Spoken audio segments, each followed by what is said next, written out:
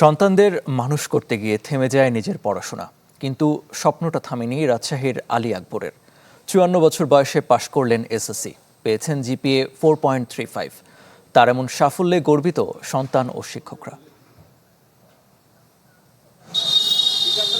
১৯৮৩ সালে আর্থিক টানাপোড়েনে থেমে যায় রাজশাহীর আলী আকবরের পড়াশোনা। এরপর ব্যবসা, সংসার আর সন্তানদের ভবিষ্যৎ গড়তেই কেটে যায় জীবনের দীর্ঘ সময়। তবে বয়স বাড়লেও থেমে যায়নি স্বপ্ন দেখা। ২০২৪ সালে নওহাটা বিজ্ঞান ও প্রযুক্তি ভোকেশনাল স্কুল অ্যান্ড কলেজে নবম শ্রেণীতে ভর্তি হন আলী আকবর।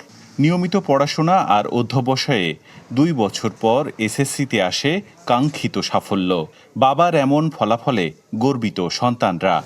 আর খুব ইচ্ছা ছিল পড়াশোনা করার, কিন্তু সেরকমভাবে হয়নি। সেক্ষেত্রে আমরা যখন একটু স্টেবল হলাম, চাকরিতে জয়েন করলাম, তখন আমরা ভাবলাম যে আমার বাবাকে একটু পড়াশোনা করাবো, তার একটু আগ্রহ আছে, এজন্য আমরা তাকে ভর্তি করে দিলাম। আলী আকবরের ছেলে ডাক্তার ইসমাইল হোসেন বিসিএস স্বাস্থ্য ক্যাডারের কর্মকর্তা ও সরকারি হাসপাতালের চিকিৎসক।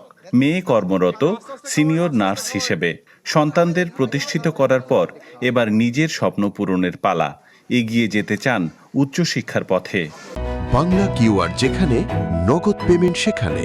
সারা দেশে ১০ লাখেরও বেশি মার্চেন্টে নগদে পেমেন্ট করুন খুব সহজে।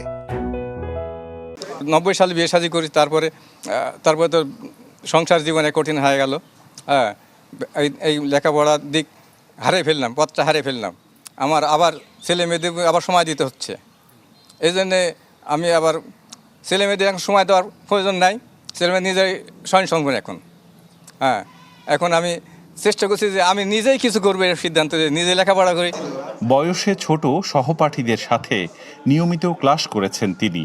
তাই শিক্ষকদের চোখে তার এই সাফল্য অন্য শিক্ষার্থীদের জন্য অনুপ্রেরণা। নিয়মিত বয়সের পড়াশোনা করে যে ছাত্ররা, তাদের মতোই তার মেধা, তার পড়ার আদম্য ইচ্ছা শক্তি থাকার কারণে তার এই দৃঢ় সংকল্প বাস্তবায়ন হয়েছে, না হলে সম্ভব ছিল না।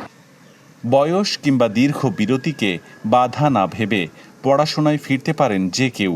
আলী আকবরের গল্পটা যেন তারই প্রতিচ্ছবি। আবরার শাইর, চ্যানেল 24, রাজশাহী।